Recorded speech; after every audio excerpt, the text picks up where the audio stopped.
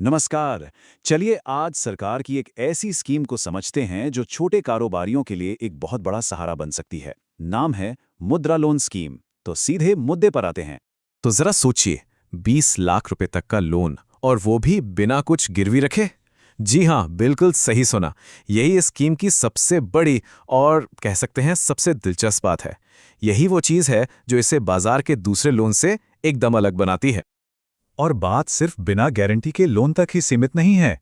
इसकी ब्याज दर देखिए, सिर्फ 8.40% से शुरू। ये इसे भारत में मिलने वाले सबसे सस्ते लोन्स में से एक बना देता है। यहाँ एक बहुत ही दिलचस्प तुलना है। देखिए, मुद्रा लोन और एक आम पर्सनल लोन में जमीन आसमान का फर्क कैसे है। हाँ, दोनों में कोई गारंटी नहीं लगती, लेकिन ब्याज दर में बहुत बड़ा अंतर है। जहां पर्सनल लोन 12 से 16% या उससे भी ज्यादा पर मिलता है, वहीं मुद्रा लोन शुरू होता है महज 8.40% से। और सबसे जरूरी बात, ये लोन सिर्फ और सिर्फ बिजनेस के लिए है। तो ये मुद्रा लोन आखिर है क्या? इसे खास तौर पर उन लोगों के लिए बनाया गया है जिन्हें पारंपरिक बैंक्स अक्सर लोन देने से मना कर देते हैं। देखिए, इसका पूरा नाम है प्रधानमंत्री मुद्रा योजना, जिसे 2015 में शुरू किया गया था। इसका एक सीधा सा मकसद है उन छोटे और सूक्ष्म कारोबारों को पैसा देना जो खेतीबाड़ी से नहीं जुड़े हैं, जैसे कोई ठेला लगाने वाला, सब्जी बेचने वाला या कोई छोटा मोटा दुकानदार।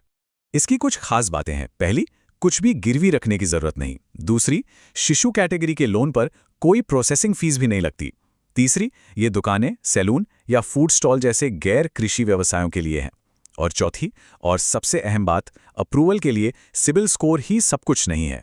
चलिए अब देखते हैं कि ये लोन असल में किन लोगों को मिल सकता है और क्यों। इसकी योग्यता बहुत सीधी साधी है। भारतीय नागरिक होना चाहिए, छोटे कारोबारी या स्वरोजगार वाले हों, काम खेतीबाड़ी से जुड़ा ना हो और पुराने लोन्स चुकाने का रिकॉर्ड बहुत ज़्यादा खराब ना हो, मतलब जानबूझकर बड़े डिफ़ॉल्ट ना किए हों। और ये स्कीम कितनी बड़ी है, इसका अंदाज़ा इस एक नंबर से लगाइए। पिछले 10 सालों में 52 करोड़ से ज़्यादा मुद्रा लोन अकाउंट खोले गए हैं। ये सिर्फ एक आंकड़ा नहीं है, ये भारत के छोटे शहरों और गांव में आर्थिक आत्मनिर्भरता की एक नई लहर का सबूत है।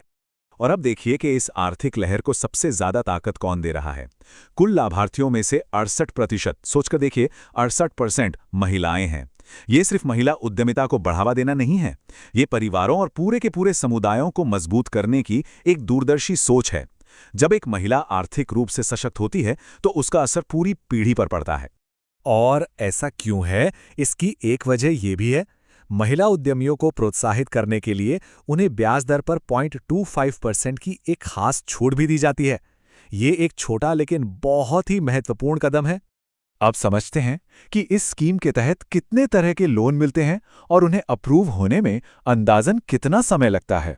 तो देखिए, लोन को 4 कैटेगरी में बांटा गया है। शिशु, जो 50,000 रुपए तक का होता है, ये एकदम नया और छोटा बिजनेस शुरू करने के लिए है। फिर आता है किशोर, जो 50,000 से 5 लाख तक का है, ये बढ़ते हुए कारोबार के लिए है। और फिर ये तरुण, जो 5 लाख से 10 लाख तक का, और अब तरुण प्लस, जो 20 लाख तक जाता है, ये बिजनेस को और बड़े लेवल पर ले जाने के लिए है। अच्छा, समय की बात करें तो शिशु लोन अगर ऑनलाइन अप्लाई किया जाए तो 24 से 48 घंटे में भी मिल सकता है।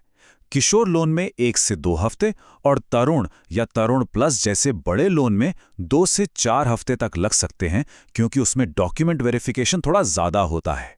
अब आते हैं सबसे ज़रूरी हिस्से पर कि अप्लाई कैसे करें और किन बातों का ध्यान रखें ताकि एप्लीकेशन रिजेक्ट ना हो।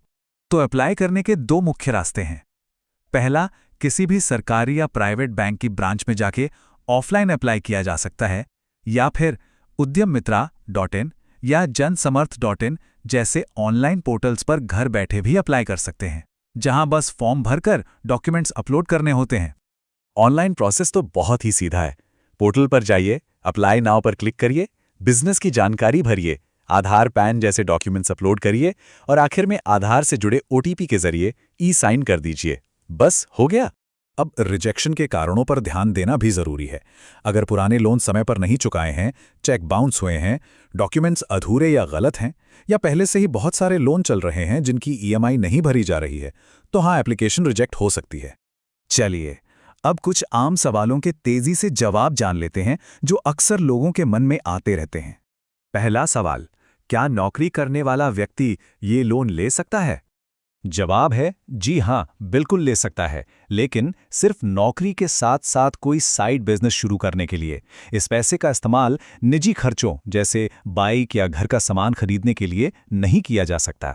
अगला सवाल, क्या कोई किसान ये लोन ले सकता है? पारंपरिक खेतीबाड़ी के लिए नहीं, लेकिन अगर कोई किसान खेती से जुड़े दूसरे काम करना चाहता है, जैसे डेयरी फार्म खोलना, मुर्गी पालन करना या फूड प्रोसेसिंग यूनिट लगाना, तो उसके लिए ये लोन जरूर मिल सकता है।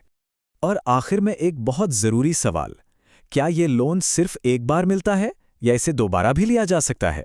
इसका जवाब है, अगर पिछला लोन सही समय पर चुका दिया है तो ये लोन बार बार लिया जा सकता है। तो सवाल ये उठता है कि क्या ये स्कीम सिर्फ एक बार की मदद है या लगातार आगे बढ़ने का एक जरिया है?